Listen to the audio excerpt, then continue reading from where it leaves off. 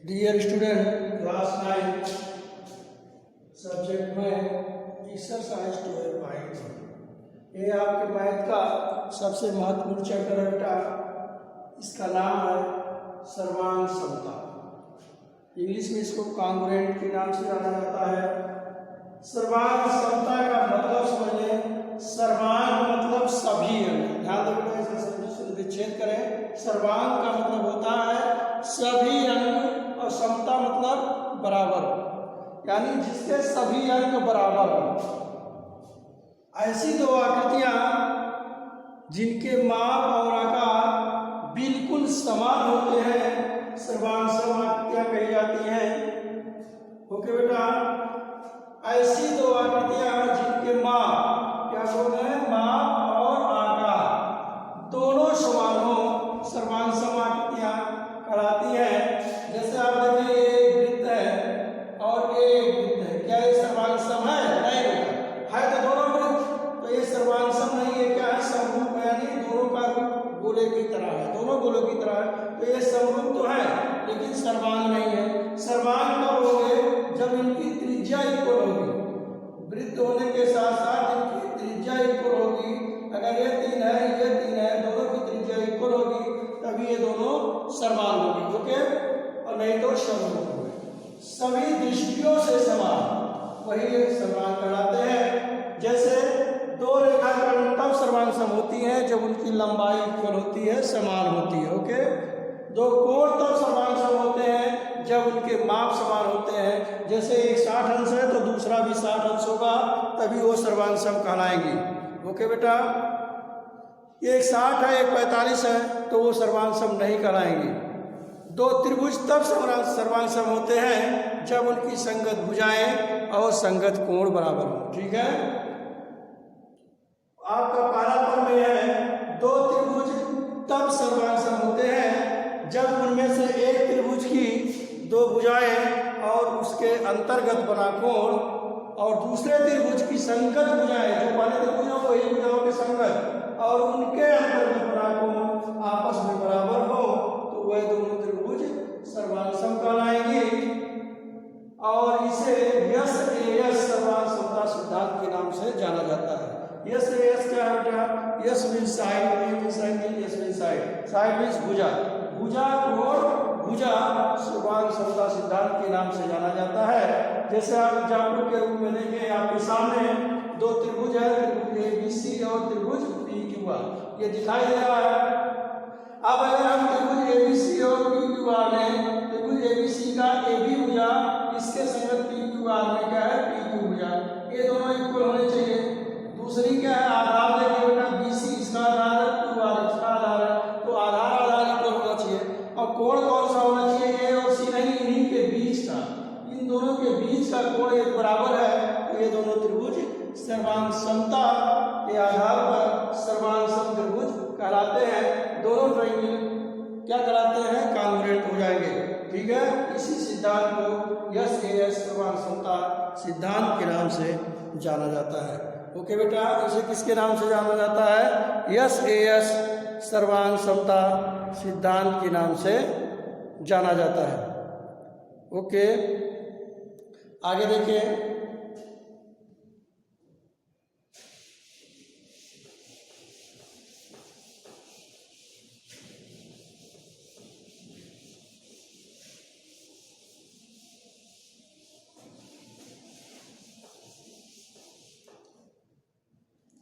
परमेय देखें,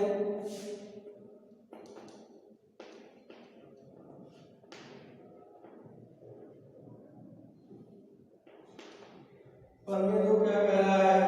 यदि एक समकोण त्रिभुज, यदि एक समकोण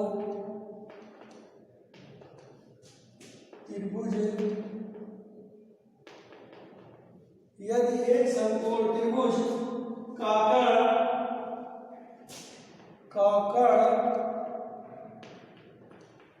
और एक भुजा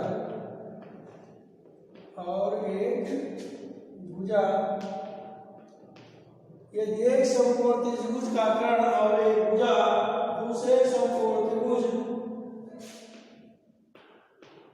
दूसरे समकोण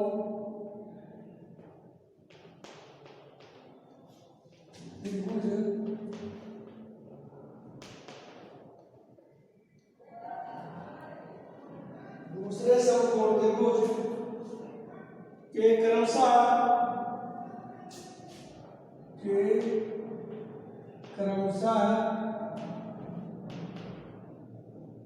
कर्ण एवं संगत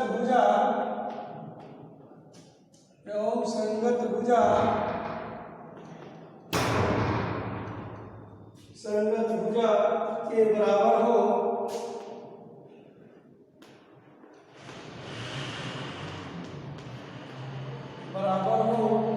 तो वह दोनों त्रिभुज सर्वांसम कहलाते हैं। तो वह दोनों समकोण त्रिभुज सर्वांसम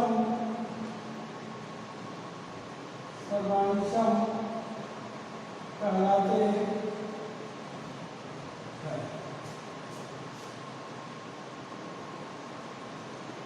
और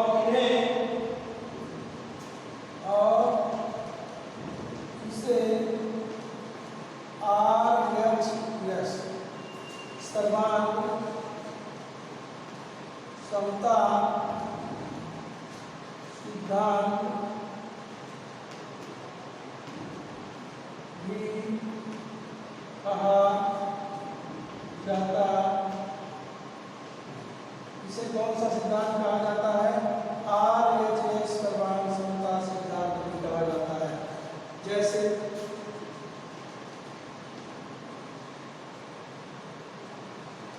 यदि आपके पास दो समकोण त्रिभुज है, देखिए एक समकोण त्रिभुज ये होगा और एक समकोण त्रिभुज ये होगा। ये है P Q R, ये है A B C। समकोण ये का हुआ, ये कोण हुआ 90 अंश और ये आपका कर्ण हुआ, तो इसका ये 90 अंश हुआ। बड़े कोण के सामने ऊर्जा बड़ी होती है। जैसे ABC तथा त्रिभुज PQR क्या है? आप देखें AC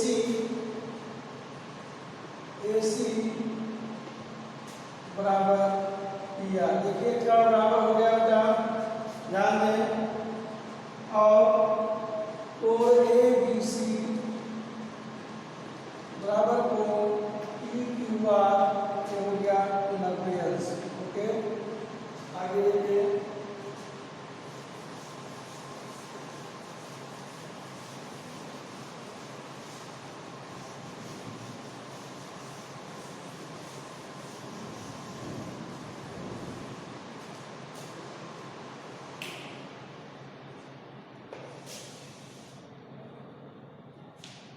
आगे क्या है? AB और PQ। इसलिए त्रिभुज ABC कांग्रुएंट त्रिभुज PQR। सिद्धांत क्या? RHS सर्वांग समता सिद्धांत। ओके, इस तरह से पेपर में आपका शुरू हुआ। आगे देखिएगा क्वेश्चन फर्स्ट, एक क्वेश्चन देख ले। चलिए इस एक्सरसाइज का क्वेश्चन देख लें।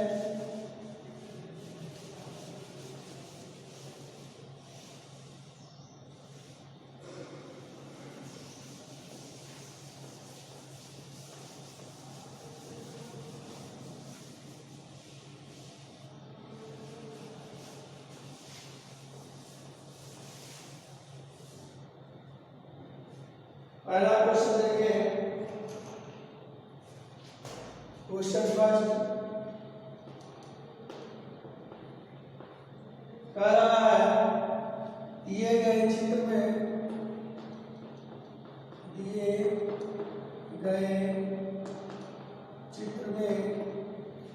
ABCD वर्ग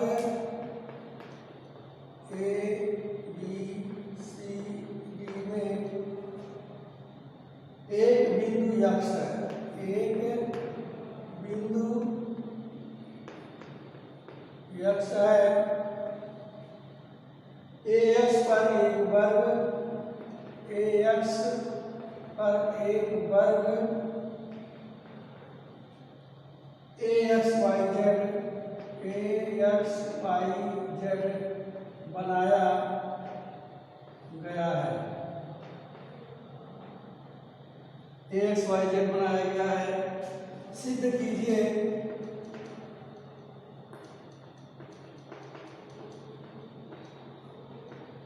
कि BX बराबर DZ, BX बराबर DZ। सॉल्यूशन देखिए आकृति दी गई है। सबसे पहले एक वर्ग दिया गया, एक वर्ग है। वर्ग की सभी भुजाएं बराबर होती हैं, तो इस तरह से आप लोग बनाएं कि सभी भुजाएं इक्वल दिखे, A B C D। इसके अंदर एक बिंदु है यक्स, ठीक है। इसी AX पर एक वर्ग बनाया गया है।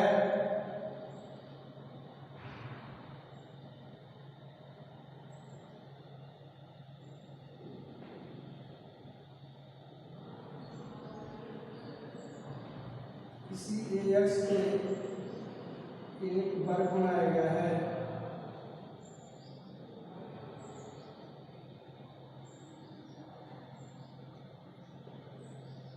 एक वर्ग बनाया गया है, ध्यान दीजिए।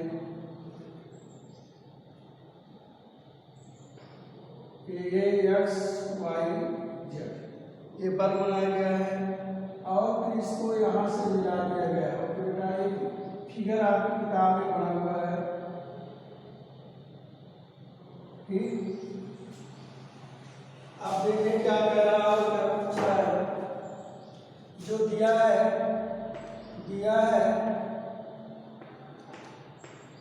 वर्ग ABCD में एक बिंदु यक्ष, वर्ग ABCD में एक बिंदु इसके अंदर दिया गया है और AX पर भी एक वर्ग और AX पर एक वर्ग AXYZ बनाया गया है। इतनी बातें आपके प्रश्न में बताई गई है, बनाया गया है, ठीक। क्या ज्ञात करना है बेटा?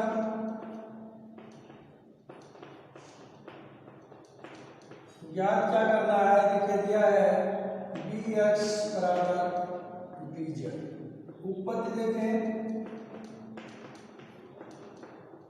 पहले आप देखें BX और DZ कहाँ है। तो BX ये है बेटा और DZ तुम्हारा ये है, कहाँ है? DZ ये है। तो ये दोनों रेखाएं जिस त्रिभुज में आएंगी, देखिए इसमें A आ रही है और इसमें A आ रहा है। इन दोनों त्रिभुज को ले लीजिए। तो त्रिभुज AXB तथा त्रिभुज AZB ADZ में इन दोनों त्रिभुज को लीजिए तो आप क्या देखेंगे?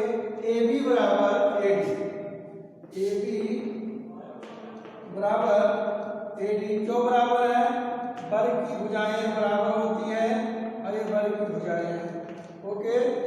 अब आइए छोटे वाले वर्ग में देखिए। AX बराबर है किसके? AZ।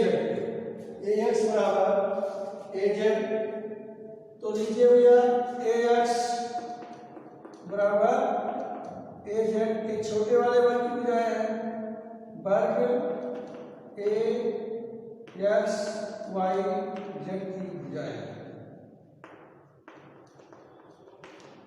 बल की सभी भुजाएं बराबर होती हैं, इसलिए ये बराबर होगी। अगला देखिए कोण AXB। कोण AXB आप देखिए यहाँ पे है। ओके बेटा, दूसरा कोण है आपका AZD। ये भी बराबर है। कोण AZD क्यों बराबर है? प्रत्येक कोण 90 अंश। वर्ग के सभी कोण 90 अंश हैं। वर्ग का प्रत्येक कोण 90 अंश होता है। ओके, अब ये दोनों, इसलिए त्रिभुज AXB कांगुरेंट त्रिभुज ADZ, इसलिए दोनों त्रिभुज सर्वांसम हो गए। सिद्धांत क्या लगा बेटा? SAS सर्वांग समता सिद्धांत। ओके, जब दोनों त्रिभुज सर्वांसम हो गए तो ये निश्चित हो गया इन दोनों त्रिभुजों की सभी भुजाएं और सभी कोण आपस में बराबर होंगे। इसलिए BX बराबर DZ CP CTC root. Okay बेटा, CPCT होमवर्क है आपका। होमवर्क है परिभाषा लिखें एवं याद करें। लिखें एवं याद करें। दूसरा क्या है? एक्सरसाइज 12.1 के प्रश्नों को हल करें। इन प्रश्नों को हल करें। ओके बेटा, ये होमवर्क करके आज ही आप लोग भेजेंगे। ओके, धन्यवाद।